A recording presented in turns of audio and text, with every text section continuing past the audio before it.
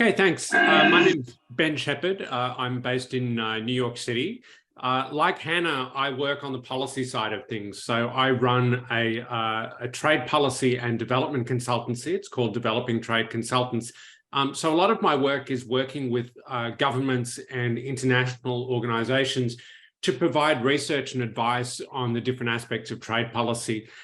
So that's taken me to Africa a fair amount over the years, both for business and pleasure. I've been going to Africa for over 20 years now, a dozen countries. And in terms of the work that I do specifically in Africa, some of it has been working directly with governments. So there's a number of governments that have been undertaking tasks like reviewing their industrial policy. And so I provide input and advice on that. One of the things I try and do is to bring experience from other parts of the world that have undergone very rapid growth. So, I mean, I think experience in North America and Europe is not particularly useful for many purposes doing trade policy in Africa, but experience in places like East and Southeast Asia, and of course from places within the continent that have been very successful can be extremely useful when we're looking at ways of reforming policy. So that's something that I try and bring to the table. Then in terms of capacity work specifically, I work with a couple of organizations in Africa. One is the African Economic Research Consortium. So I've recently written something for them on the role of services and trade liberalization in services, specifically looking at the perspective of value chains. And of course, thinking, we have the wonderful Continental Free Trade Agreement that's come into force, but of course, services is part of the, to be considered part of that. So we have a services protocol, but the exchange of market access concessions is still being negotiated. So that was one area that I wanted to work on. Then I also do some training work. So I've done training with the Economic Commission for Africa, working with researchers and consultants in East and West Africa. And then I work with TRAPCA in Arusha, helping to train the next generation of trade policy professionals. So thanks very much to the organisers for inviting me. I'm always happy to come and talk about global trade and what it can do in Africa. I think it's a very exciting topic, and I look forward to getting into the discussion. Thanks. Are we rightfully positioned to benefit from the opportunities that are presented in global trade? Do you want to take that, Ben? It looks like you want to take it. I mean, I'm happy to jump in if someone's got to go first. Yeah, I would say that's a great question, and my answer would be that no country is constantly rightly positioned to take advantage of global trade because it's a shifting landscape. It's changing all of the time. So what is right at one period of time constantly needs to be revised and updated as we learn more about how markets are changing abroad, what the dynamics of global trade are doing, and of course, what our own comparative advantages are. So, what does that mean for the position that Africa is in right now? Well, I think one very important thing that Africa has done is the Continental Free Trade Agreement. So, of course, that's, I'm sure been part of the discussion all through the day. But I think that's a really important strategic development, because one thing that we know about trade in Africa is that intra-regional trade, that is to say African countries trading with other African countries, is very low compared with what we see in other regions of the world. And again, not sort of talking about Europe and North America, but talking about East and Southeast Asia and other parts of low and middle income, the low and middle income world. So we know that there's a lot of work that we can do there. So I think that's one very positive thing that's going on. I think the second very positive thing that's going on is, at least in some of the countries that I've been working in, there is a great desire to go further with liberalisation and not do it only on an intra-regional basis, but also look at the trade barriers that we have vis-a-vis the rest of the world. And those trade barriers are really important to think about, because if we want African exporters to be as competitive as possible on world markets, they need to be able to access inputs, which they're often going to want to import. And that's historically been an issue in many countries, where there have been things like foreign exchange rationing, high tariffs on imported machinery, imported intermediate goods, all these sorts of things. And I think we've seen huge changes in that part of the landscape over the last decade or two in the continent. So, I think the positioning that I'm seeing in Africa strategically is very much going in the right direction. I would just emphasize that it's a dynamic process. So we're never going to get it exactly right. And we've got to keep going in that direction even further. I'm very happy, of course, to hear what others think on the question. To what extent are international trade policies and agreements setting Africa up to have strong economic hubs? I know you have somewhat tapped into that on the response that you gave me, but maybe if you could just delve a little deeper on that in terms of there are policies, obviously, with people who we get into trade agreements with and stuff like that. And how does that set us up as Africa to be able to benefit from those agreements if we are benefiting it to begin with? Or are those agreements happening at the expense of local industry? Well, I think both of those things can be true up to a certain point. So part of what trade does is to reallocate economic resources, that is to say workers and capital, from activities that we're not particularly good at to activities that we're really good at. And that's the process of specialization by comparative advantage. So a big part of what happens when we enter a trade agreement or when we lower tariffs, reform non-tariff measures, is that there is this movement of resources from one place to another. Some sectors grow, other sectors contract, and that's all part of the process. In terms of this kind of question about hubs and strategy, I think there's a lot that goes into that. Trade agreements, as you said at the outset, are only part of it. So I think the developments that I've been seeing in Africa with regard to trade agreements are very encouraging. I mean, of course, there's a pre-existing network of trade agreements across the continent that predates the Continental Free Trade Agreement. Of course, unifying and harmonizing all of that through the Continental Agreement is a really important step forward in unifying the African market. Now, of course, I think someone earlier mentioned the implementation challenge. I think that is particularly strong in the context of the Continental Free Trade Agreement.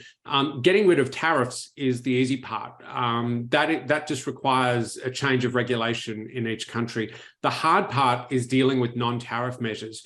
That is to say, this large group of trade costs that make it harder to get things out of countries and into countries than it needs to be. Things like trade facilitation, things like other sorts of border checks, that is to say, not related to paying customs duties, health checks, and all these sorts of things. Now, of course, some of that is entirely necessary and needs to be kept in place.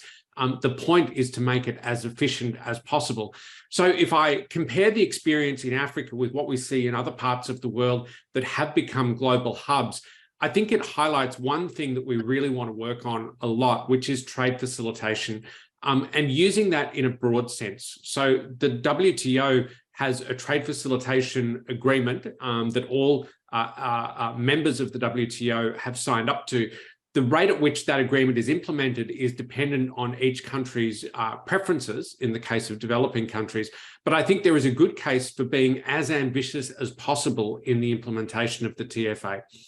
Then the second thing that we've got going on is the need for infrastructure. That is to say, it's very hard to be a trade hub if we don't have efficient ports, airports, roads, and rail links. And of course, that's a completely different challenge from a trade agreement. So having a trade agreement is great. And I think it sets in place a really useful and important structure for moving forward. But I'd guess I'd like to rebalance a little and just kind of say that regional cooperation and international cooperation, in particular in areas like critical infrastructure, is also a really big part of the agenda in terms of creating both regional and global hubs in Africa. So Ben, I just want to check with you now, what policy changes need to take place for all industries to experience significant progress through global trade transactions? Just to let you know, I have hailstorm out here. Yeah, we can certainly hear the storm. I hope you're okay there.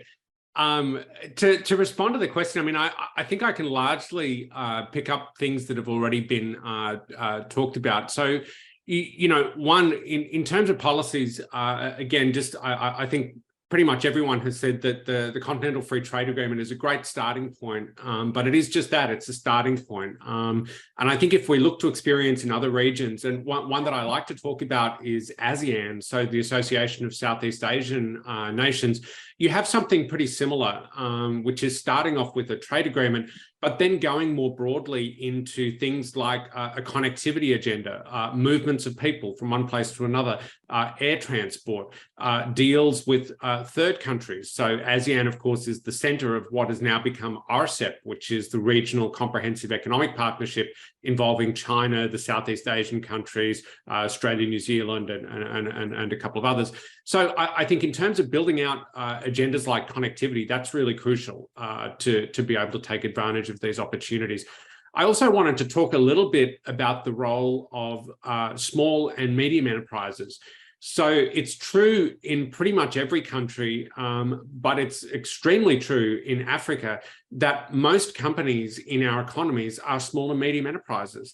And in Africa, as well as in some other parts of the world, a small enterprise can be a sole trader. It can be one person, sometimes running an informal enterprise, sometimes running a formal enterprise. And so a real challenge is how we make trade work for those people. And I think there are people internationally who are working on exactly that challenge. So the International Trade Center in Geneva, its mission statement is all about specifically helping small and medium enterprises enter global markets and be competitive, dealing with the types of challenges that John was talking about a moment ago. You know, if I'm a producer of a fresh product, how do I ensure that I'm meeting my suppliers' requirements, I'm complying with health standards, and of course, I'm doing it all in a reliable and regular fashion. So I think there are international resources out there to try and help. But I think another part of the agenda is developing these links between larger companies that often engage directly in trade. And again, that's true in every country where it's ever been examined empirically. And this kind of universe of smaller companies that provide supplies to those larger companies. If we think of a country like Japan, when it was industrializing after the Second World War, something that they did very, very well was to develop these long linkages from their large trading companies, which were globally competitive and globally successful, through to a whole universe of small and medium suppliers. And in Japan, at the time, we were often talking about 1 and 2 people companies, little family companies producing a particular component part that was going into clothing production or automotive production or electronics, these sorts of things. So I think developing that ecosystem and figuring out what the role of government is to support the development of these linkages is really, really crucial. I think it's a question, by the way, not just for Africa, it's a question for many countries around the world, including high-income countries. How do you get this ecosystem to work for everyone? And so I think those are some of the challenges. And we've heard a lot in the discussion this morning or this evening for you guys about what some of the answers are in terms of the different parts of the policy agenda. I'll be really quick. I have 2 things that I want to say to wrap up. One is organize and use institutions. So we've talked at different points through the session about the roles of chambers of commerce. I think it's absolutely crucial. So if we talk about it more broadly, we're talking about what are called business support organizations. It can be a chamber of commerce, it can be a sectoral group of producers, it can be an informal network, whatever form it takes. Use those institutions to do the sorts of things that John was talking about. We know that investment, access to finance is a crucial constraint. So working together to overcome some of those difficulties can be really productive. The second thing that I want to put out there is something that we haven't mentioned, so I'm just going to leave it for everyone to think about, and that's the role of digital marketplaces. Now, obviously, there's an issue with connectivity, access to infrastructure.